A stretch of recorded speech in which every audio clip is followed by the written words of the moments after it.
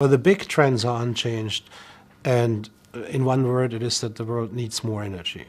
We have energy demand growth roughly unchanged, so between 2010 and 2030, the increase in energy consumption will be about 40%. And that, of course, has lots of people worried. Where does it come from? Where exactly does it go through? There are some very powerful forces which will help the world to continue to match these targets, to continue to produce the energy it needs for economic growth. And there are economic mechanisms. The first one is the tremendous increase in energy efficiency, which we see emerging over time. It gets better and better. More and more GDP can be produced with, relatively speaking, less and less energy inputs. And that, of course, is a result of the competitive pressure of energy being expensive. And the second one is on the supply side, is this never-ending story of finding new technologies and new supplies, which make accessible new resources which were not accessible before. And we have splendid examples seen over the last few years, first with the shale gas revolution, mostly in the US, and now with the revolution in shale oil. The application of these very technologies which had been developed to produce shale gas to the case of oil. And in this year's energy outlook, we'll take a closer look at this segment of the market, at tight oil and shale gas, and how that will develop to the horizon of 2030.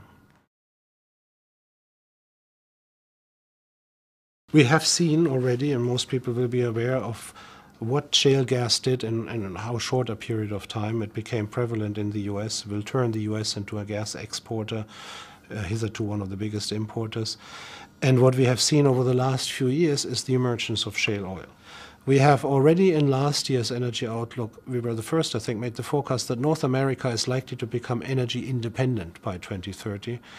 We stand by that forecast from today's perspective, and if anything, that process will go faster and smoother than we thought last year.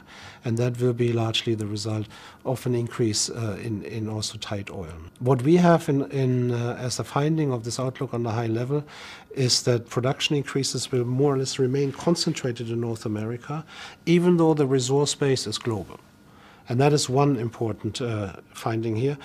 Why is it concentrated in North America? As I said, not because the resources are concentrated there, but because the above-ground conditions in North America are right to develop new technologies and to produce these resources. In particular, it is competition. It is a place which has free entry. Everybody can go and invest there. Everybody does. And that breeds that competition, which in turn breeds those technologies which gave us shale gas and which now give us tight oil. There's a range of implications, big and small, and one of them is that the current configuration of global oil markets may come under pressure because all of this growth, which I just described, will take place outside the OPEC countries. That means it's not subject to any kind of production quotas, and that in turn will mean that we think OPEC will have to cut production. On a bigger scale, of course, what this changes is the whole debate on the geopolitics of energy, on energy security.